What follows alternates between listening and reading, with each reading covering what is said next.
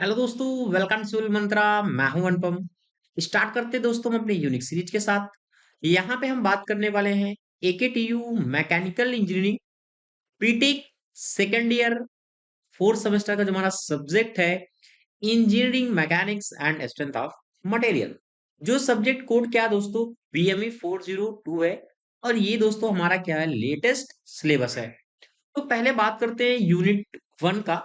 पहले डिस्कस कर लेते हैं हम कि यूनिट वन का क्या सिलेबस है और हम क्या क्या पूरा इसमें स्टडी करने वाले हैं। पहला हमारा इसमें तीन एक तरीके से पार्ट में डिवाइड कर दिया है। जहां पे बात करेंगे इंट्रोडक्शन में कि review of two dimensional force system क्या होता है। ठीक है। एफबीडी क्या होता है, आपने पढ़ा भी होगा। इक्विलिब्रियम फोर्स सिस्टम क्या है, लॉ ऑफ फ्रिक्शन क्या होता है, equilibrium analysis of a simple system evolving the friction. ठीक है। नेक्स्ट हमारा है ट्रसेस के बारे में, इंट्रोडक्शन हम डिस्कस करेंगे। सिंपल ट्रस हमारा and solution of a simple truss and method of joint क्या होता है एंड मेथड ऑफ सेक्शन क्या होते हैं, यहाँ पे न्यूमेरिकल भी हम डिस्कस करने वाले हैं। फिर बात करेंगे बीम के बारे में, उसका इंट्रोडक्शन के बारे में। बात करेंगे कि टाइप ऑफ बीम क्या होती है, किस तरीके से हम उसको यूज करते हैं, सारी चीजें। एसएफडी क्या होता है, बीएमडी क्या होता है यानी शेयर फोर्स है, और हमारा जो बेंडिंग मोमेंट है किस तरीके से निकलता है। And different equation of the equilibrium, shear force and bending moment diagram for the statically determine the beams. तो ये सारे टॉपिक हैं हमारे यूनिट वन के। ओके। तो यहाँ पे हम बात करेंगे कि पहले यूनिट वन का पार्ट वन। तो देख लेते हैं यूनिट वन के पार्ट वन में हम क्या क्या डिस्कस करेंगे इस वीडियो में। ठीक है। तो पार्ट वन में हम डिस्कस करेंगे पहले कि law of parallelogram of forces हमारा क्या होता है, जो कि काफी इंपॉर्टेंट है, न्यूमेरिकल यहाँ से पूछा जाता है। सेकंड एक बात करें कि प्रिंसिपल ऑफ ट्रांसबिलिटी क्या होती है, क्या मीनिंग है। एफबीडी क्या होता है, किस तरीके से न्यूमेरिकल में हमें हेल्प मिलता है इसे सॉल्व करने से। एंड लॉमीज थ्योरम क्या होता है, और इसका बात करेंगे एक न्यूमेरिकल। ठीक है। अब आपको दोस्तों एक मैं इंपॉर्टेंट इंफॉर्मेशन दे देता हूं।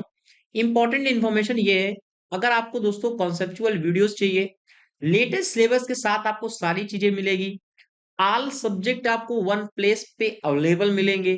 ऑफलाइन वीडियो आप डाउनलोड भी कर पाएंगे और आपको पीडीएफ का एक्सेस सब कुछ मिलेगा यहाँ पे। बट आपको करना क्या है, आपको ऐप डाउनलोड करना पड़ेगा सिविल मंत्रा का, जहां से आप जैसा कि देख सकते हैं वहां से आपको पढ़ने में आसानी होगी और आप दोस्तों अच्छे से पढ़ पाएंगे। तो आइए दोस्तों, बिना टाइम को वेस्ट करते हुए करते हैं हम टॉपिक आगे का start. Law of parallelogram of forces के बारे में इस वीडियो में डिस्कस करेंगे, इसके डिफिनीशन के बारे में और इसके डेरिवेशन के बारे में, जो आपके एग्जाम पॉइंट ऑफ व्यू से दोस्तों इंपॉर्टेंट है। तो बात करते हैं कि लॉ ऑफ पैरेललोग्राम फोर्स हमारा पहला होता क्या है। अगर इसकी डिफिनीशन समझ में आ गई तो आपको इजीली समझ में आ जाएगा कि ये कह क्या रहा है। तो देखते हैं डिफिनीशन क्या कह रही है। कह रही है कि if the to concurrent forces, अगर आपने फोर्स के बारे में नहीं जानते कि कॉन्करेंट फोर्स क्या होता है, नॉन कॉन्करेंट फोर्स क्या होता है, उसके पहले ऑलरेडी मैं इस चीज को मैंने डिस्कस कर दिया है। तो बात करते हैं अपनी डिफिनेशन के बारे में। कह रहा है कि two concurrent forces acting at a point are represented in magnitude and direction by the two adjacent side of a parallelogram drawn from the point. ठीक है। Then their resultant is represented in the magnitude and direction by the diagonal of the parallelogram drawn from the same point। कहने का मतलब क्या कह रहा है कि पहला हमें क्या करना है, टू हमें कॉन्करेंट फोर्स लेना है। अब कॉन्करेंट फोर्स हमारा ऐसा फोर्स होता है जिसका लाइन ऑफ एक्शन क्या होता है, एक सेम पॉइंट से स्टार्ट होता है। सपोज मैंने मान लिया दो फोर्स हमारे हैं, इसका मैंने मान लिया लाइन ऑफ एक्शन सेम होगा। ये फोर्स मैंने मान लिया दोस्तों पी है, ये पी है, और एक फोर्स मैंने मान लिया दिस इज क्या हमारा क्या है, क्यू है। हम ऐसा मान सकते हैं। ठीक है। हमारे टू कॉन्करेंट फोर्स हो गए जो क्या है, सेम ओ पॉइंट से स्टार्ट हो रहे हैं। ठीक है। कह रहा है कि are represented in magnitude and direction, ये क्या है, अपनी मैग्नीट्यूड भी है, इनका डायरेक्शन क्या है बता रहा है। ठीक है। अब क्या कह रहा है कि अगर इसका हम रिजल्टेंट देखें, अब कह रहा है कि by the two adjacent side of parallelogram drawn from the point, then their resultant is represented in magnitude and direction by the diagonal। ठीक है। हमने क्या किया, एक डायगोनल लिया इस पे, जो हमारा रिजल्टेंट होगा, ये रिजल्टेंट मैंने मान लिया क्या है, आर है। ऐसा मैं कर सकता हूं। तो मैं इसको क्या करता हूं, डैश डैश इस पॉइंट से लिया, और अगर इसको मैं यहां से कनेक्ट करता हूं तो ये क्या है, इस Q और P के जो भी एंगल बन गया उस एंगल को मैंने मान लिया थीटा है, ओके। और इस R, Q और R के बीच में जो एंगल बन रहा है ये हमारा क्या, मैंने बीटा मान लिया, और इस एंगल को मैंने मान लिया अल्फा। ठीक है, ऐसा हम कर सकते हैं इसमें। इस जो हमारी लाइन है इस पे क्या किया मैंने, एक लंब डाल दिया परपेंडिकुलर इस तरीके से। अब ये एंगल हमारा कितना होगा, 90 होगा। अब ये थीटा है तो ये भी क्या होगा, थीटा होगा। यहां तक कोई प्रॉब्लम नहीं है। ये हमारा क्या पॉइंट है, O है। ये हमारा क्या था, पूरा P है, और ये हमारा क्या है, Q है। तो मैंने मान लिया O, इस पॉइंट को मैंने मान लिया A है, इसको मैंने C कंसिडर किया, इसको B, और ये हमारा पॉइंट हो गया D। ओके, ऐसे क्या करना है आपको, मान लेना है जो भी डिफिनेशन कर रही है आप समझ में आ गया होगा। क्या कह रहा है कि टू कॉन्करेंट फोर्स है, P और हमारा Q है, acting at A same concurrent force का मतलब क्या होता है, सेम ओरिजिन से स्टार्ट हो रहे हैं। ठीक है, अब क्या है, इनका रिजल्टेंट फाइंड हुआ। क्या करें, डायगोनल हमारा क्या है, जो डायगोनल हमारा ये बन रहा है डायगोनल एंगल, उनके बीच में जो एंगल है उसको हमने फॉर्मेशन कर लिया है। अब हम बात करते हैं इसकी डिफिनेशन डेरिवेशन के बारे में कि उसको हम कैसे सॉल्व करेंगे। अगर हम देखें इस एंगल पे, अगर हम यहाँ साइन थीटा लें, सपोज दैट मैं यहाँ क्या करता हूँ, साइन थीटा कंसिडर करता हूँ, साइन थीटा, साइन थीटा। तो साइन थीटा हमारा क्या होता है, लंब बटे कर्ण। अब ये हमारा थीटा है ना, तो लंब क्या होगा हमारा, सी और डी, या फिर हम डी सी लिख सकते हैं, सी डी। और इस थीटा पे ये हमारा बेस हो गया, कर्ण क्या होगा, ए और सी होगा, ए और सी होगा, ए तो होगा ना। अगर हम इसको फाइंड करना चाहें सी और डी को, तो हमारा क्या होगा, डी सी इक्वल टू हमारा क्या हो जाएगा, अब ये Q है तो ये भी हमारा Q होगा, होगा ना। तो हमारा Q साइन थीटा ऐसा हम लिख सकते हैं। ओके, तो हम कह सकते हैं कि हमारा जो C और D है ये हमारा कितना है, Q साइन थीटा है। ओके, एक एक स्टेप दोस्तों ध्यान से देखिएगा, आपको पूरी चीज समझ में आएगी कि आखिर इसका डेरिवेशन क्या है, और आप डिफिनीशन एग्जाम में ऐसा लिख सकते हैं। ठीक है, अब देखो, अब यही मैंने क्या किया, कॉस थीटा लगाया। कॉस थीटा अपन हमारा आधार बटे हमारा होता है। ठीक है, आपको पता होगा, जनरली आपको पता होगा, जब हम बचपन से सीखते हैं लाल बटे कक्का। ठीक है, ये हिंदी मीडियम वालों के लिए इजिली समझ में आ रहा होगा। ठीक है, अब क्या है, जो हमारा कॉस है कितना, आधार बटे कर्ण होता है। अब आधार हमारा क्या, ए और डी है, मैंने मान लिया भाई हमारा ए डी है, और हमारा कर्ण क्या बन रहा है, ए और सी बन रहा है, ए और सी। हमें चाहिए क्या, ए और डी चाहिए। अगर हम ए डी को फाइंड करेंगे तो हमारा ए डी कितना निकल जाएगा, आपको दिख नहीं रहा होगा, अब दिख रहा होगा, ए डी इक्वल टू हमारा क्या हो जाएगा, ए सी। अब ए और सी, ए और सी हमारा कितना था, क्यू था ना, तो हमारा हो जाएगा क्यू, और cos theta, this is the cos theta. यानी ए और डी का वैल्यू कितना है, क्यू कॉस थीटा। इसको हम कंसीडर कर सकते हैं, ये हमारा क्या है, क्यू कॉस थीटा है। ओके, ये चीज आपको याद रखनी है। अब देखो, अगर हम इसे राइट एंगल ट्रायंगल माने, इस पूरे की भी हम बात करते हैं। ठीक है, ओ डी और सी की बात करते हैं। मैंने अभी किसकी बात हम करें, ओ डी और सी की बात करते हैं। जब ओ डी सी की बात करते हैं, ये हमारा एक तरीके से क्या है, राइट एंगल ट्रायंगल है। ये हमारा डी है ना, राइट एंगल ट्रायंगल है। और जब राइट एंगल ट्रायंगल है तो हमारा क्या थ्योरम लगती है। अगर हम देखें तुम्हारा ओ और जो हमारा सी स्क्वायर है, ओ सी स्क्वायर इक्वल टू हमारा कितना हो जाएगा, ये ओ डी स्क्वायर सी और डी स्क्वायर, यानी ओ डी स्क्वायर प्लस सी और डी स्क्वायर। ठीक है, ये स्क्वायर और ये स्क्वायर। ठीक है, क्योंकि ये हमारा क्या है, ये हमारा क्या लंब हो गया, ये हमारा बेस है, ये हमारा कर्ण है। ऐसा होता है हमारा फॉर्मूला, हमने फॉर्मूला लगा दिया। अब देखो यहां से हमारा क्या हो जाएगा, OC square, sorry OC square equal to ये हमारा ओ डी, ओ और डी है, ये कितना है हमारा, ओ ए है, ए और डी है। हम लिख सकते हैं ओ ए प्लस ए और डी। ओके दोस्तों, ये और हमारा ये हो जाएगा डीसी स्क्वायर पे सी डी स्क्वायर, हम कुछ भी लिख सकते हैं। अगर दोस्तों जो मैं पढ़ा रहा हूं, अगर आपको कोई भी डाउट होता है किसी भी पॉइंट पे, तो आप कमेंट सेक्शन में पूछ सकते हैं। यहां तक आपको समझ में आ गया होगा।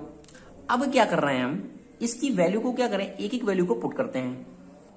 देखना, ओ सी हमारा कितना है, ओ सी हमारा रिजल्टेंट है, एक तरीके से आर है जो हमारा डायगोनल है, ये मैंने लिख दिया आर स्क्वायर।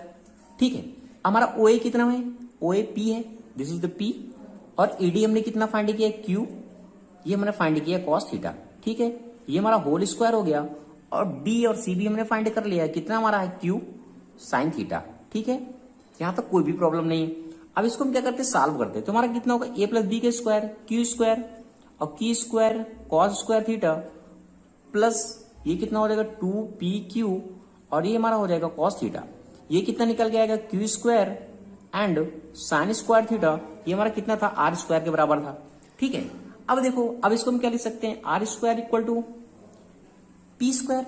ठीक है, अब देखो यहां भी क्यू है, यहां भी क्यू है, तो हमारा क्या हो रहा है, क्यू स्क्वायर होगा। और cos square theta plus sine square theta equal क्या होता है, अगर हम बात करें cos square theta plus sine square theta equal to क्या होता है, 1 होता है। और 1 का मल्टीप्लाई करेंगे तो 1 आएगा। अब ये कितना हो जाएगा, 2p and q cos theta. यहां तक समझ में आ गया, बिल्कुल समझ में आ गया होगा। अगर हम r फाइंड करें इसके रिजल्टेंट को, तो हम क्या लिख सकते हैं, रूट में लिख सकते हैं p square plus Q square plus 2pq cos theta. तो ये दोस्तों इसका होता है मैग्नीट्यूड ऑफ रिजल्टेंट, यानी एक तरीके से इसका हम क्या है, रिजल्टेंट हमने फाइंड कर लिया r को। ठीक है, अब हम बात करते हैं इसके मैग्नीट्यूड को, कि इसके मैग्नीट्यूड को हम कैसे फाइंड करेंगे। ये तो हमारा रिजल्टेंट निकल गया है लॉ पैरेललोग्राम को। बात करते हैं इसके मैग्नीट्यूड का डेरिवेशन हम कैसे करेंगे। अब वो थोड़ा सा फिगर देखना आपने, यहाँ आपको दिख रहा होगा थोड़ा, क्योंकि कैलकुलेशन थोड़ा लंबा हो रहा है। अब देखो, अगर मैं यहाँ अल्फा को फाइंड करूं, टेन अल्फा को फाइंड करूं, तो हमारा क्या हो जाएगा, ये टेन अल्फा इक्वल टू क्या हो जाएगा, क्या होता है, लंब बटे आधार होता है टेन का। अब इसमें लंब कौन है, सी और डी है ना, यानी डी सी अब लिखे, सी डी लिखे, और बेस हमारा क्या है, ओ और डी है, यही है ना। अब फिर हम यहाँ क्या लिख सकते हैं, टेन अल्फा इक्वल टू क्या लिख सकते हैं, लिख सकते हैं डी सी, ओ और डी है हमारा क्या, ओ और ए हो जाएगा, ए प्लस डी हो जाएगा, यानी ओ ए प्लस ओ और डी। ओके, अब यहां से क्या हुआ, टेन अल्फा इक्वल टू क्या हो गया, सी और डी का वैल्यू हमारा कितना है, Q sine theta, this is the Q sine theta upon O और ए कितना है, पी है, और हमारा ये हो जाएगा क्यू कॉस थीटा। तो ये दोस्तों इसका होता है मैग्नीट्यूड। ये आपको समझ में आ गया होगा कि हमारा मैग्नीट्यूड होता है। ठीक है, ये सपोज दैट, अगर हम मानते हैं, यहां थोड़ा सा ऊपर में करता हूं, आपको समझ में आ रहा होगा। अगर हम सपोज दैट एक चीज मान लें एक तरीके से, कि हमारा जो सी डी है, यहां सी और डी को अगर हम क्यू साइन थीटा कंसिडर करें, सी और डी को, ये हमारा क्यू साइन थीटा है, लो भाई, सी डी हमारा क्या है, क्यू साइन थीटा हो, और ओ और ए हमारा क्या है, पी है यहां तक, और ए और डी तक क्यू साइन थीटा था। ठीक है, बट तो ये सारी कंडीशन हमारी कितना थी, टेन अल्फा के लिए थी। अगर हम सपोज दैट इस बीटा को भी फाइंड करना हो, तो क्या निकल के आएगा, अगर हम बीटा को भी फाइंड करें, तो हम यहां लिख देंगे, इसको मैं हटा देता हूं, आपको आगे समझ में आ गया होगा ये चीज। तो हम लिख सकते हैं कि टेन बीटा इक्वल टू हमारा क्या होगा, टेन बीटा इक्वल टू हमारा होगा पी साइन थीटा, और ये हमारा निकल के आएगा Q plus P cos theta. ठीक है, अब यहां तक दोस्तों आपको पूरा डेरिवेशन कंप्लीट हो गया कि आखिर हम इसे सॉल्व कैसे करते हैं। अब दोस्तों इसकी कुछ स्पेशल कंडीशन होती है, वो भी मैं आपको डिस्कस कर देता हूं। क्या है, कुछ स्पेशल कंडीशन है, क्या है स्पेशल कंडीशन, क्या होती है इसकी, स्पेशल केसेस हैं कुछ, जो आपको क्या एग्जाम पॉइंट ऑफ व्यू से काफी हेल्पफुल करेंगे। आगे न्यूमेरिकल में भी ये क्या होगा, आपको हेल्पफुल मिल जाएगी। सपोज दैट मैंने मान लिया जो हमारे फोर्स थे ना, पी और क्यू, हमारे दो फोर्स हैं, एक हमारा क्या था, P था, और एक फोर्स हमारा Q था। ठीक है, अगर मैंने मान लिया P और Q, पहली कंडीशन मैंने कंसीडर जो की है, पहली कंडीशन, इफ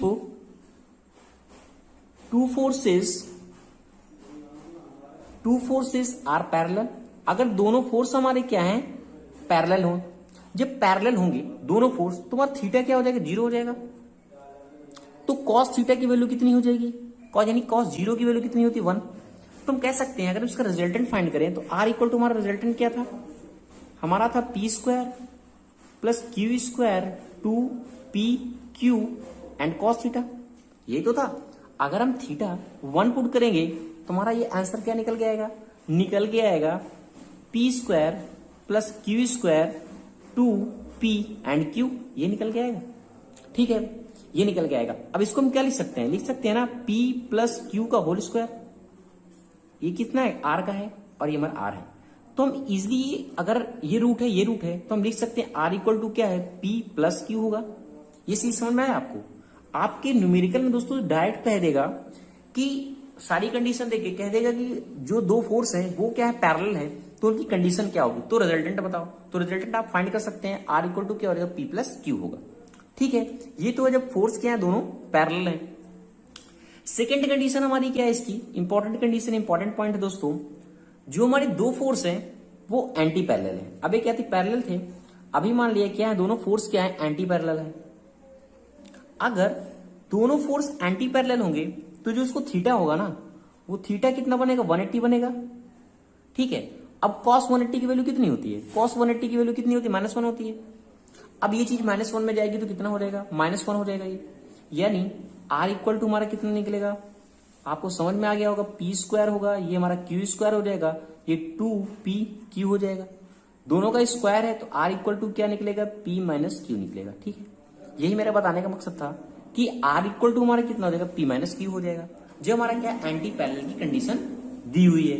ठीक है, अब एक कंडीशन और इंपॉर्टेंट दोस्तों, वो भी मैं डिस्कस कर देता हूं कि अगर जो दो फोर्स हैं P और Q, वो क्या है, परपेंडिकुलर है। क्या है, if the two forces are perpendicular, कैसे हैं, परपेंडिकुलर हैं, तब क्या होगा, जब परपेंडिकुलर होंगे तो थीटा कितना बनेगा, 90 बनेगा, आपको पता है।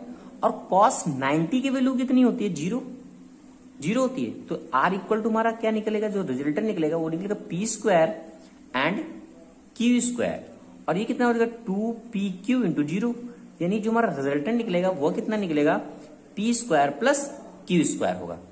ठीक है दोस्तों, तो ये आपको क्या है, याद रखना है। ये कुछ जो इंपॉर्टेंट पॉइंट थे दोस्तों, वो मैंने डिस्कस कर दिए। तो प्रिंसिपल ऑफ ट्रांसबिलिटी के बारे में, जिसे हम कहते हैं प्रिंसिपल ऑफ ट्रांसबिलिटी ऑफ फोर्सेस के बारे में। ठीक है, तो पहले पढ़ते हैं इसकी डिफिनीशन, फिर डिफिनीशन क्या कह रही है, उसकी मीनिंग क्या है, उसके बारे में आपको समझ में इजिली आ जाएगा।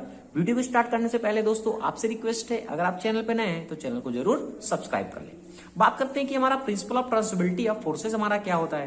तो डिफिनीशन कह रही है कि if force acting at a point on a rigid body is shifted to any other point which is one of line of action of forces, the external effect of force on a body remains unchanged।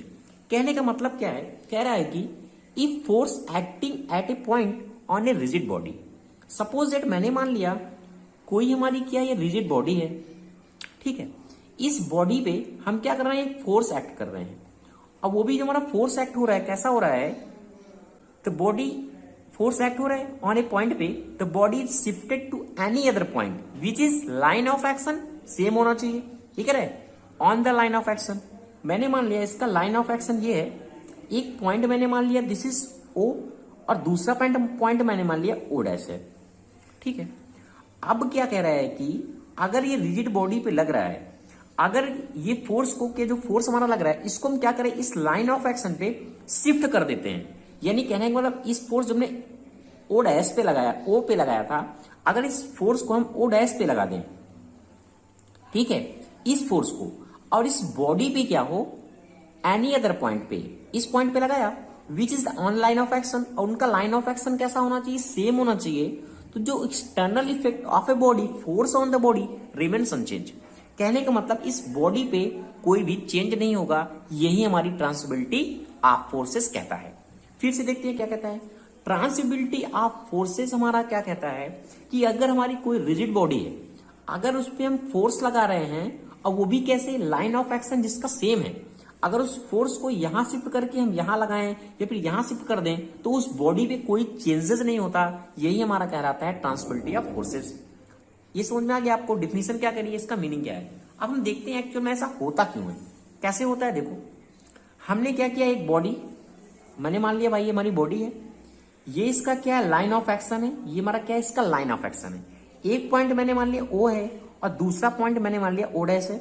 इस point पे मैंने F force लगाया। ठीक है, अब इस force को क्या करना है, हम शिफ्ट करते हैं यहां। कैसे शिफ्ट करेंगे, देखो दूसरा डायग्राम मैंने लिया, जो दूसरा डायग्राम मैंने लिया वो भी हमारा क्या, लाइन ऑफ एक्शन है। एक हमारा क्या O पॉइंट है और दूसरा क्या हमारा O' पॉइंट है। यहां हमने क्या लगाया था, फोर्स लगाया था, वो हमारा फोर्स कैसा था, F था। ठीक है, अगर इस फोर्स को हम यहां शिफ्ट करें तो हम क्या कह सकते हैं, इस फोर्स को F, ये मैंने मान लिया F2 हमारा फोर्स लग रहा है, और यहां एक और फोर्स लग रहा है, दिस F1। अब देखो, अगर हम ध्यान से देखें तो जो हमारा फोर्स है F1 और F2, इनका क्या है, मैग्नीट्यूड और डायरेक्शन क्या है, सेम है, सेम लाइन ऑफ एक्शन पे अगर होंगे, यानी क्या है, इक्वल है और क्या है, अपोजिट है। ठीक है, कैसा है, इक्वल है और अपोजिट है, तो ये दोनों फोर्स क्या हो जाएंगे, कैंसिल हो जाएंगे एक दूसरे से। जब एक दूसरे से कैंसिल हो जाएंगे तो F1 का मैग्नीट्यूड F के बराबर होगा, यानी हम कह सकते हैं F1 इक्वल टू F है। तो हमारा बॉडी क्या है, फोर्स को हमने क्या किया, शिफ्ट कर दिया और हमारी बॉडी में भी कोई चेंज नहीं हुआ। तो लास्ट हम इसी को दिखा सकते हैं इस तरीके से, ये हमारा लाइन ऑफ एक्शन क्या है, O है और O डैश है हमारा ये, और हमने जो फोर्स लगाया है दिस इज F1, वो हमारा किसके बराबर, F के बराबर है। तो हमारी बॉडी क्या है, कोई चेंज नहीं हो रही और हमारा फोर्स क्या हो गया, इजिली शिफ्ट हो गया। तो यही हमारा ट्रांसबिलिटी ऑफ फोर्सेस कहता है, प्रिंसिपल ऑफ ट्रांसबिलिटी का मीनिंग यही कहता है। तो थैंक। तो पहले हम बात करते हैं फ्री बॉडी डायग्राम होता क्या है। ठीक है, फ्री बॉडी डायग्राम है क्या। बड़ा इजी वर्ड है, एफबीडी आप पूरे मैकेनिक्स में या पूरे कॉलेज में सुनते होगे, एफबीडी क्या है, एफबीडी क्या है, फ्री बॉडी डायग्राम क्या है। भाई कुछ नहीं है, बताने वाली चीज़ ही नहीं है। ये जब आप न्यूमेरिकल सॉल्व करते हो ना, वहाँ पे दिखती है। ठीक है, कोई बोले भाई मुझे फ्री बॉडी डायग्राम क्या होता है मुझे बता दो, कोई डिफिनेशन पूछ रहा है, भाई ऐसी चीज़ कुछ नहीं है। तो सीधे बोलो भाई आप मुझे किस बॉडी का डायग्राम बनाना है, मैं बना के दे दूंगा, ये चीज़ होगा, इसका ये डायग्राम होगा। बट सिंपल था। अभी मैं आप इस टॉपिक समझते हो, आप समझ में आ जाएगा। देखिए आप यहाँ पे थोड़ा सा मैं भी थ्योरी बताता हूँ। देखिए, free body diagram is a helpful tool that shows size and direction of all the forces acting on object in the specific situation. Size मतलब साथियों हम मान के लिए मैग्नीट्यूड, क्या मैग्नीट्यूड, ऐसा नहीं कोई शेप का साइज है वहाँ बात करूँ, मैं यहाँ पे मैग्नीट्यूड की बात करूँगा। डायरेक्शन यहाँ पे पुल या पुश, ठीक है, या फिर क्या होगा डायरेक्शन मतलब कितना एंगल थीटा बना रहा है किस ऑब्जेक्ट से। वो तीन चीज़ मैंने बात किया था ना। नेचर बताएगा, देखिए यहाँ डायरेक्शन पुल से मैंने यहाँ बताया था मैग्नीट्यूड, मतलब जिसमें हम मैग्नीट्यूड शो करते हैं, डायरेक्शन शो करते हैं, नेचर शो करते हैं, ठीक है, उसकी कंडीशन बताते हैं। तो हमारा क्या है, ऐसे इसको एक डायग्राम बनाते हैं जो हमको ये सारी चीज़ देखने को या रिप्रेजेंट करने के लिए वो आसान हो जाए। ठीक है, क्योंकि फोर्स क्या करता है, किसी ऑब्जेक्ट, देखिए यहाँ बोला गया किसी भी ऑब्जेक्ट पर वो एक्ट कर रहा है। ठीक है, उसकी सिचुएशन को बता रहा है कि फोर्स की सिचुएशन क्या है, किस प्रकार से एक्ट कर रहा है, कितना एक्ट कर रहा है, किस डायरेक्शन में एक्ट कर रहा है, उसका नेचर क्या है। तीन चीज़ मैंने बताया, कितने मैग्नीट्यूड है, कितने न्यूटन फोर्स लग रहा है, कितना नेचर है, पुल है या पुश है, कितने थीटा पर उसका डायरेक्शन क्या है, वो सब चीज़ आपको बताता है। देखिए यहाँ पे एक बॉडी है, ठीक है, एक सरफेस है, फ्रिक्शन लेस सरफेस यहाँ मान चलते हैं। ठीक है, क्योंकि फ्रिक्शन सरफेस होता है तो वहाँ पे फोर्स और एक्ट करता है, जो आपको फ्रिक्शन वाले पार्ट में बताऊंगा। तो फ्रिक्शन लेस है बिल्कुल, ठीक है, यहाँ फ्रिक्शन लगेगा नहीं, वो रिस्ट पे है। तो क्या करेगा, बॉडी का कोई एक वेट होगा। ठीक है, बॉडी का वेट तो बात छोड़ो, ठीक है, बॉडी का वेट भी मैं बात नहीं करूँ, मान लीजिए तो यहाँ पे एक फोर्स एक्ट कर रहा है, क्या फोर्स एक्ट कर रहा है इस बॉडी पर। ठीक है, जिसका देखिए यहाँ पे उसका मैग्नीट्यूड एफ है मान लो, उसका जो डायरेक्शन है वो क्या है, जिसका जो नेचर है वो क्या है, यहाँ पे पुश करने का बॉडी को। ठीक है, बॉडी को पुश करने का है। और देखिए उसका जो थीटा है, जो एंगल ऑफ बॉडी कितना है, 90 डिग्री है। ठीक है, ये चीज़ आपको समझ में आ गया। बट ये किस सरफेस पर रखा है तो सेम क्या होगा, आप जानते हैं इक्विलिब्रियम, ठीक है, एक्शन रिएक्शन का फोर्स जानते हैं, न्यूटन का थर्ड लॉ। अब सेम जिस सरफेस पर रखा है वो भी उतना रिएक्शन फोर्स लगाएगी, ठीक, जस्ट उसी के अपोजिट। ठीक है, तो ये आपका रिएक्शन फोर्स हो गया। ये भी क्या रहा, जस्ट बॉडी के 90 डिग्री पर एक्ट कर रहा है, क्योंकि ये भी 90 डिग्री पर एक्ट कर रहा है। ठीक, और ये भी इस बॉडी का, ये क्या करेगा, उस ये पुश करेगा तो इसको पिल करेगा, ये चीज़ है। अब इसका फ्री बॉडी डायग्राम बनाना, तो हम क्या करेंगे, ये इसके लाइन ऑफ एक्शन पे पॉइंट ले लेंगे। ठीक है, पार्टिकल ले लिए, मान लीजिए इसको एक पार्टिकल बना दिए यहाँ पे। ठीक है, अब ये फोर्स किधर ऐड कर रहा है, इस पॉइंट पे आ रहा है, तो इसको मैंने यहाँ से मिला दिया। ठीक है, अब यहाँ पे मैंने एरो लगा दिया। ठीक है, ये समझ में आ गया, जो फोर्स ऐड कर रहा है, देखिए ऐसे ऐड कर रहा है, यहाँ पे मैंने एरो लगा दिया। अब जो रिएक्शन फोर्स है वो भी नीचे से अपवर्ड, जो है अपवर्ड एक्ट कर रहा है, तो मैंने नीचे से लगाया। ठीक है, यहाँ पे एक एरो लगा दिया, या फिर यहाँ पे लगा सकते हो, उसका नाम रख दिया आर। बस ये देखो, इतना बड़ा फिगर बनाने की जरूरत नहीं थी आपको, इतने बड़े फिगर को मैंने सिंप्लीफाई करके इतने मैंने बना दिया। अब ये हमारा क्या हो गया, ये हमारा हो गया फ्री बॉडी डायग्राम। बस सिंपल था। चीज़ों को सिंपल करने का तरीका आपको यहाँ पे फ्री बॉडी डायग्राम बताता है। यदि आप फ्री बॉडी डायग्राम बनाओगे तो न्यूमेरिकल बिल्कुल ईजी हो जाता है। ठीक है, जैसे मान लीजिए अब इसका आपको समझ में आ गया, अच्छा ये 90 डिग्री है, ये एंगल 90 डिग्री है, इसका मैग्नीट्यूड पता चल गया, इसका नेचर पता चल गया किधर एक्ट कर रहा है। तो अब आगे जो आपको मैं आगे फार्मूले बताऊंगा या फिर आगे टेक्निक्स बताऊंगा, वो आप उससे क्वेश्चन सॉल्व कर लोगे। अच्छा, सिंपल सा फ्री बॉडी डायग्राम था, थोड़ा सा और आगे चलते हैं। यहाँ पे देखिएगा, यहाँ पे एक वाल था। ठीक है, यहाँ पे एक वाल है, स्मूथ वाल है।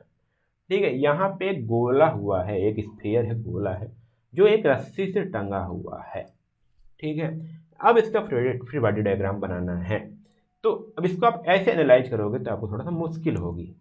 ठीक है, चीज़ों को समझने में, चीज़ों को बनाने में। ठीक है, क्योंकि यहाँ पे गोला है, क्या चीज़ है, कैसे है, क्योंकि यहाँ पे फोर्स तो बताया नहीं गया है। तो देखिए यहाँ पे अब ये नीचे तनना है, ये इससे रस्सी से लटका है, तो रस्सी में एक तनाव होगा जो अपवर्ड की ओर होगा ना। अब ये क्या है, एक हमारा किसी स्मूथ सरफेस पे टिका हुआ है, यहाँ पे ये इधर कुछ ना कुछ फोर्स ऐड करा होगा, तो सेम रिएक्शन फोर्स लग रहा होगा इस पे, जिसको हम रिएक्शन फोर्स बोलते हैं आर। ये फोर्स हो गया। और इस बॉडी कुछ ना कुछ वेट होगा, सेल्फ वेट होगा, नेग्लिजिबल तो नहीं होगा, इसलिए यहाँ बोला गया स्फीयर बोला गया है। तो ये इसको सिंपल नीचे ऐड करेगा, ठीक है, एक तो करेगा ना नीचे की ओर, जस्ट नीचे की ओर। ध्यान दीजिएगा, इससे आपको कुछ चीज़ें और समझ में आ रही है। देखिए यहाँ पे तनाव इधर वर्क करेगा। रिएक्शन फोर्स क्या है, प्लेन के हमेशा रिएक्शन फोर्स जो होता है वो प्लेन के परपेंडिकुलर होता है, ठीक है, 90 डिग्री पर रिएक्ट करता है, ठीक है। और कहीं भी वेट मिलेगा आपको डायरेक्ट डाउनवर्ड एक्ट करेगा। ग्रेविटी के कारण हमारा वेट आता है, डायरेक्ट डाउनवर्ड वेट ऐड करेगा। तो यहाँ पे समझिएगा इसका फ्लो डायग्राम कैसे बनेगा। ये तो बहुत काफ़ी ज़्यादा बना दिया, तभी इसने ज़्यादा बनाया है, तभी ये कॉम्प्लिकेटेड हो सकता है। आपको और आसान बनाना है तो आप ऐसे करिएगा। मान लीजिए एंगल हमारा थीटा है, अभी तो यहाँ दिया नहीं है, थीटा दे सकता है, ये नहीं दे सकता है। ये आप क्या करो, देखिए यहाँ पे ये पॉइंट हो गया, इसका मैं एक सेंटर पॉइंट ले लिया, इसका जो वेट है वो डाउनवर्ड ऐड करते हुए दिखा दिया। यहाँ पे ये सरफेस था, इसका मैंने क्या किया, रिएक्शन फोर्स दिखा दिया, और ये हमारा क्या हो गया, टेंशन फोर्स हो गया, ठीक है। ये फ्री बॉडी डायग्राम है, बट ये भी अभी कॉम्प्लिकेटेड है। इसको और आसान बनाता हूँ आपको इस भाषा में, FBD में बताता हूँ आपको कैसे बनेगा, ठीक है। और आसान था, न्यूमेरिकल और सॉल्व करना आसान हो जाएगा। बट यहाँ पे थीटा इसका मेंशन कर दो, यहाँ थीटा हो गया, ठीक है। अब देखिए मैंने इसको भी, ये गोला भी हटा दिया, सरफेस भी हटा दिया, अब मैं सिर्फ एक पॉइंट रखता हूँ, ठीक है। पॉइंट रखा, इसका सेल्फ वेट जो है वो W है, वो डाउनवर्ड लग रहा है, ठीक है। अब जो रिएक्शन फोर्स है, देखिए लाइन ऑफ एक्शन है ना, इसको मैं तो यहाँ भी दिखा सकता हूँ ना, रिएक्शन फोर्स यहाँ तक ले चले जाओ, जहाँ तक ले जाना हो, ठीक है, घर से कॉलेज तक लेके चले जाओ, कोई दिक्कत नहीं है। तो इसको मैं दिखा दिया ऐसे, देखो कुछ आसान तो बना दिया, सॉरी ये थोड़ा तिरछा हो गया, ठीक है। मैं आपको बिल्कुल स्ट्रेट बनाना जैसे एंगल है, ठीक है, ऐसे हो गया हमारा रिएक्शन फोर्स, ये हो गया।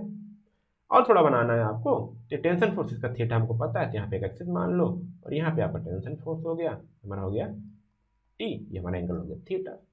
सिंपल, ये अगर इतना बना लिया आप तो इसको आराम से क्वेश्चन को सॉल्व कर सकते हो, ठीक। जो थोड़ा सा आपको रफ कॉपी बनाना दिक्कत होता, बट यदि आपने ये वाला बना लिया तो और आसान सा लगेगा। अच्छा ये फोर्स इधर, ये फोर्स इधर, ये फोर्स इधर है, या फिर ये इतना टेंशन है, इतना रिएक्शन फोर्स है, इतना वेट है, चलो अब ऐसे इसको सॉल्व कर लेते हैं, ठीक है। तो इसको सिंप्लीफाई करना, ठीक है, जस्ट सारी चीज़ों को हटा करके सिंप्लीफाई करना, वो हमारा कहलाता है क्या, फ्री बॉडी डायग्राम। देखो हमारा 90 डिग्री हो गया, ये सरफेस है, ठीक। तो ये भी था फ्री बॉडी डायग्राम, बट इसको मैंने और आसान किया, ये हमारा फ्री बॉडी डायग्राम हो गया, ठीक है। अगर हमको जल्दी इसको, हमारे पास टाइम है एग्जाम में, तो हम ये वाला बनाएंगे, नहीं तो ऐसे बना के हम क्वेश्चन सॉल्व कर लेते हैं।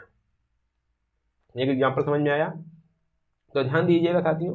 जो रिएक्शन फोर्स होता है वो प्लेन के परपेंडिकुलर एक्ट करता है, जो प्लेन भी हो, जो भी सरफेस हो, और जो भी वेट है उसका सेल्फ वेट हमेशा डाउनवर्ड एक्ट करेगा, ठीक है। पूरी मैकेनिज्म, दो चीज़ आपको समझ में आ गई।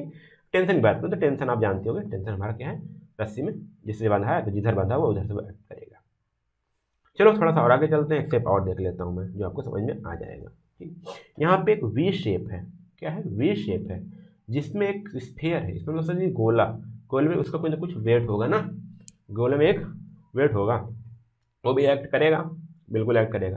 तो वी शेप में गोला रखा हुआ है, इसका फ्री बॉडी डायग्राम क्या बनेगा वो भी मैं बात करता हूँ, ठीक है। तो मैं इसका मिडिल पॉइंट ले लेता हूँ, सेंटर पॉइंट ले लेता हूँ, ठीक है। यहाँ पे मैंने बात किया, अब देखिए यहाँ पे ये प्लेन ऐड करना, ये इधर इसका लोड इस पर भी आएगा, जो वेट है थोड़ा थोड़ा इस पर एक्शन मारेगा, तो इसका एक डायरेक्ट एक रिएक्शन फोर्स आएगा, जिसको हम नाम दे सकते हो R। देखो रिएक्शन फोर्स है, नामकरण भी जान लो कैसे दिया गया, ठीक है। देखिए रिएक्शन फोर्स, देखिए यहाँ बोला गया, ये सेंटर पे ऐड कर रहा था, सी पे टच हो रहा था, इसलिए यहाँ पे RC दिया गया था, ठीक है। ये A पॉइंट का हमने रिएक्शन फोर्स निकाला, तो यहाँ पे इसको डाउनलोड किया RA, ठीक है, कैपिटल RA कर सकते हो, ठीक है। ये कैसे जाएगा, ये इस साइड का काम करेगा, यहाँ पे ऐसे काम करेगा, ठीक है। और इसका मैग्नीट्यूड हो गया हमारा R है। बी पे भी एक होगा, ठीक है, वो भी कैसे एक्ट करेगा, कुछ ऐसे जाएगा, ठीक है, ऐसे जाएगा, बी पॉइंट पे ऐड कर, इसका जो रिएक्शन फोर्स है हम इसको लिखेंगे RB, R for reaction, B एक हमारा पॉइंट है, ये समझ में आया, ठीक है। अब इसका एक वेट ऐड होगा, वेट होगा सेल्फ वेट, इसको हम वेट को हम डिनोट करते हैं किससे, W से, ठीक है।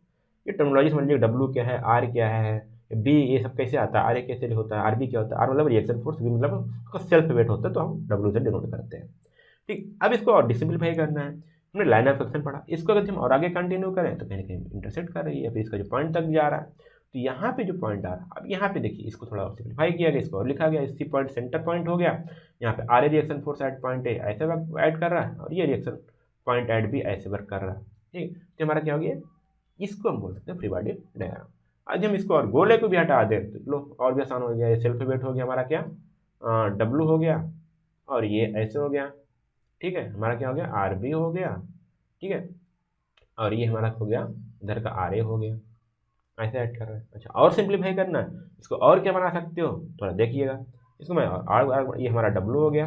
ठीक है, अब देखिए यहाँ तक लाया, मैंने इसको लाइन ऑफ एक्शन और बढ़ा के बढ़ा सकता हूँ, तो मैंने इसको ऐसे बना दिया, हमारा हो गया आर बी। बट जो थीटा का खेला है उसको ध्यान देते रहिएगा, थीटा एंगल भी हमको निकालना है, इसमें एंगल दिया नहीं है, अभी जब सॉल्व करेंगे तो एंगल भी आएगा। इसको हम ऐसे भी दिखा सकते हैं, इसको हम आगे बढ़ा दिए, हम इसको यहाँ भी दिखा सकते हैं, आर यहाँ पे ए हो गया, ऐसे भी है। ठीक है, बाकी जो एंगल बन रहा है वो आप एंगल बना लीजिएगा, जो यहाँ थीटा बन रहा है, यहाँ जो थीटा बन रहा है वो इधर थीटा बन जाएगा, यहाँ थीटा बनना, मान लीजिए यहाँ पे अल्फा बनना है तो ये इधर जो जाएगा अल्फा बन जाएगा, यहाँ थीटा बनना तो ये थीटा बन जाएगा। ठीक है, तो ये चीज़ आप एंगल ध्यान दीजिएगा, एंगल क्या है, और इसको देखिए एक फ्री बॉडी डायग्राम ये बन सकता है, एक ये बन सकता है, एक ये बन सकता है, तो आप इसमें कंफ्यूज मत होइएगा, कैसे बनाए वो समझ लीजिए। वो बनाया ना लाइन ऑफ एक्शन, जो उसका एक्शन लाइन उसको आगे बढ़ा सकते हैं, कंटिन्यू कर सकते हैं, बट ध्यान दीजिएगा जो फोर्स ऐसे जा रहा है तो ऐसे ही जाएगा। ठीक है, अगर ऐसे जा रहा था तो ऐसे ही गया, तो ये फ्री बॉडी डायग्राम बनाया जा सकता था। ठीक है, इससे हमको पता क्या क्या चलता है, देखिए यहाँ पे बोला गया a simplified version of the body. इससे हम क्या कर सकते हैं, मोस्ट कॉमनली अ बॉक्स। ठीक है, एक बॉक्स में एक जो एक सिंप्लीफाई कर सकते हैं बॉडी का। ठीक है, वर्जन को एक सिंप्लीफाइड वर्जन है, इसमें कोऑर्डिनेट सिस्टम जैसे हमने थीटा बताया था, ठीक है, एरो बता रहा हूँ कितना वेक्टर जा रहा है, ये चीज़ हम उसको लोकेशन को फाइंड आउट कर पाएंगे। Forces are presented as a arrows pointing in the direction they act on the body. इसमें जो क्या कर रहा है कि देखिए यहाँ पे जो यहाँ पे क्या है, फोर्स जो एक्ट कर रहा है। ठीक है, फोर्स हमने क्या रहा है, एक एरो पॉइंट जो बॉडी को पॉइंटिंग करते हुए हम इसको ऐसा शो कर रहे हैं। ठीक है, movement showed at a curve arrows, मतलब हम ऐसे शो करते हैं। ठीक है, जब मूवमेंट की बात होगी तो अगर मूवमेंट ऐसा लग रहा है क्लॉकवाइज तो क्लॉकवाइज ऐसा होगा, एंटी क्लॉकवाइज होगा तो ऐसा होगा। ठीक है, वो भी आगे हम बात करेंगे। ठीक है, इन the direction they act on the body, किस एक्शन में किस डायरेक्शन में एक्ट कर रहे हैं मूवमेंट, उसको हम ऐसे एरोज कर्व एरोज दिखाते हैं। जो फोर्स होते हैं उनको हम एरोज से, सिंपल एरो से दिखाते हैं। ठीक है, तो ये चीज़ हम थोड़ा सा फ्री बॉडी डायग्राम में हम समझ पाते हैं। चलिए, ये हमारा था फ्री बॉडी डायग्राम। थोड़ा सा और आगे चलते हैं, जो एक थ्योरम है मैंने बताया था लामेज थ्योरम, उसकी हम बात करेंगे। डेरिवेशन नहीं देखेंगे, क्योंकि डेरिवेशन देखेंगे आप कंफ्यूज हो जाओगे, क्योंकि क्वेश्चन में आंसर एग्जाम में आता नहीं है, तो मैं यहाँ पे बात करूँगा। देखिए यहाँ पे एक चीज़ ध्यान दीजिएगा, वर्ड लिखा है 3 कोप्लानर फोर्सेस। देखिए यहाँ पे ये जो थ्योरम है वो 3 फोर्स के लिए है। ठीक है, 3 फोर्स के लिए है, और फोर्स कैसे हो, एक प्लेन में एक्ट कर रहे हो, acting on a point in a body keep it in equilibrium. और देखिए एक बॉडी पे फोर्स एक्ट कर रहे हैं। ठीक है, और कैसे हैं, एक पॉइंट पे एक्ट कर मतलब ये कॉनकरेंट हो सकते हैं। ठीक है, कॉनकरेंट फोर्सेस हैं, और 3 फोर्सेस हैं, और इसके साथ बॉडी क्या है, इक्विलिब्रियम में है। ठीक, उसमें कोई फोर्स ज़्यादा नहीं, सब ऐसे वर्क कर रहे हैं कि जो हमारा बॉडी वो इक्विलिब्रियम में है। तो हम ये बोला गया then each force is proportional to the sine angle of between other the 2 forces, sine of the angle. ठीक है, जो फोर्स कोई भी जो फोर्स होगा उसका जो मैग्नीट्यूड निकालेंगे वो क्या होगा, sign angle between the other 2 forces. ठीक है, प्रोपोर्शनल हो गए, इससे बात करते हैं। देखिए थोड़ा सा बात करता हूँ मैं। चलिए, अब इसको थोड़ा सा आप फॉर्मूला, ये थ्योरी है, अगर इसको आप ऐसे सॉल्व करना था न्यूमेरिकली, तो यहाँ पे देखिए फिगर है, देखिए यहाँ पे ये एक पॉइंट है, यहाँ पे इसमें 3 फोर्स ऐड कर रहे हैं, एक ये है, एक ये है, एक ये है। ठीक है, अब यहाँ पे देखिए जो P और Q के बीच का एंगल है वो गामा है, Q और R के बीच का जो एंगल है वो अल्फा है, और P और R के बीच का जो एंगल है वो बीटा है। ठीक, अब देखिए प्रोपोर्शनल है किसके, each force is proportional to the sine of the angle. अब मान लीजिए हमको P निकालना है। ठीक है, क्या निकालना है, P, तो P प्रोपोर्शनल टू, एक मिनट थोड़ा सा मैं इसको समझा दूंगा। P फोर्स किसके प्रोपोर्शनल होगा, साइन अल्फा। देखिए यहाँ पे, देखिए यहाँ पे ये P हो गया, इसके अलावा जो 2 फोर्स बचे, कौन से बचा है, Q और R, तो इसके साइन एंगल के प्रोपोर्शनल होगा, मतलब कि ये होगा P प्रोपोर्शनल टू किसके होगा, साइन अल्फा के बराबर, ठीक है। और अब मान लीजिए हमको क्यू फोर्स निकालना है, तो क्यू प्रोपोर्शनल किसके होगा, देखिए क्यू प्रोपोर्शनल अभी बता रहा हूँ मैं, क्यू प्रोपोर्शनल किसके होगा, बीटा, मतलब कि साइन एंगल ऑफ बीटा, तो ये हमारा हो जाएगा साइन बीटा। क्यों हुआ, क्योंकि अब इसको छोड़ दो, अब जो कौन सा फोर्स बचा है, पी और आर, इसके बीच का जो एंगल है वो बीटा है, तो यही बोला गया ना between the other two forces, उसको छोड़ के जो अदर टू फोर्स बेच रहे हैं उनके बीच का जो एंगल है उसके प्रोपोर्शनल होगा, साइन प्रोपोर्शनल होगा, तो क्यों ये हमारा हो गया। ठीक, अब बात करते हैं आर के, तो आर किसके प्रोपोर्शनल होगा, आर हमारा होगा इन दोनों के, क्योंकि आर को छोड़े तो हमने क्या बचा, पी और क्यू बचा, पी का साइन ले लेंगे तो साइन गामा, ये समझ में आया। इसको हम और लिख सकते हैं क्या, मान लीजिए हम इसको लिख सकते हैं बराबर के, एक कांस्टेंट ले लिए के साइन अल्फा, इसको हम ले लीजिए एक साइन कांस्टेंट हमारा के हो गया, इसका भी एक कांस्टेंट ले लीजिए हमारा क्या हो गया, के हो गया, ठीक है। इसी को सिंप्लीफाई करके हम ये भी लिख सकते हैं ना, ये क्या हो गया देखिए यहाँ पे, अब इसको लिख दीजिए के बराबर क्या हो गया हमारा, पी अपान साइन अल्फा, ठीक है, और के बराबर क्या हो गया, क्यू अपान साइन बीटा, ठीक है। और आर बराबर सॉरी के बराबर और क्या लिख सकते हैं, R upon sine alpha, sine sorry यहाँ पे क्या होगा, गामा होगा, क्योंकि आर के बीच में जो एंगल बन रहा है वो गामा बन रहा है, आर अपान साइन गामा। अब देखिए दोनों के बराबर है ना, तो इसलिए इसका सिंप्लीफाइड वर्जन ऐसे लिखा जाता है। सच में डेरिवेशन नहीं था, मैं जो डेरिवेशन नहीं बताया हूँ, बट आपको बस लिखना बताया हूँ, ठीक है, कैसे क्या चीज़ आया है। डेरिवेशन थोड़ा लंबा था, इसलिए मैं बताया नहीं, आपके एग्जाम में आता भी नहीं है, ठीक है, बहुत आता है तो आपको एग्जाम में आप मिल जाएगा, सिर्फ आपको न्यूमेरिकल मिल जाएगा। तो ये हमारा क्या हुआ, ये हमारा आ गया लामी थ्योरम। क्या, अब मान लीजिए ऐसे क्या है, P upon sine alpha equal to Q upon sine beta equal to R upon sine gamma, ऐसे निकल के आया। इसका यूजफुल क्या होगा अभी मैं आपको न्यूमेरिकल बताऊंगा, तो वहाँ पे आप समझ पाओगे कितना आसानी से क्वेश्चन सॉल्व हो जाता है। अब हमको पी निकालना हुआ, इन दोनों के बीच हम निकाल लेंगे, या फिर इन दोनों के बीच में कुछ भी निकाल सकते हैं, यदि हमारा तीन फोर्स लग रहा है किसी पॉइंट पर, और जो ऑब्जेक्ट है जो बॉडी वो इक्विलिब्रियम में, इतना ध्यान दीजिएगा। देखिए थोड़ा न्यूमेरिकल देखते हैं। देखिए बोला गया पहले three forces keep a particle in equilibrium, body बोला है पार्टिकल बोला, ठीक है। अब देखिए बोला गया ना इक्विलिब्रियम में है, इक्विलिब्रियम में है, तीन फोर्स भी एक्ट कर रहे हैं, one act towards east, another towards north west and third towards north south. If the first be 5 newton then find the other two. देखिए थोड़ा सिंपल सा मैं एग्जाम यदि आपको फिगर बनाना आ गया तब भी आपको न्यूमेरिकल सॉल्व हो जाएगा। चलो फिगर बनाते हैं, तो चलिए हम इसका फिगर बनाते हैं, डायग्राम बनाना पहले स्टार्ट करते हैं, तब जाके आपको समझ आएगा कि कैसे बनेगा, ठीक है। अब यहाँ पे देखिएगा, देखिए यहाँ पे ईस्ट वेस्ट साउथ का बात किया गया, तो हम पहले हम यहाँ पे एक एक्सेस बना लेते हैं ऐसे इस प्रकार से।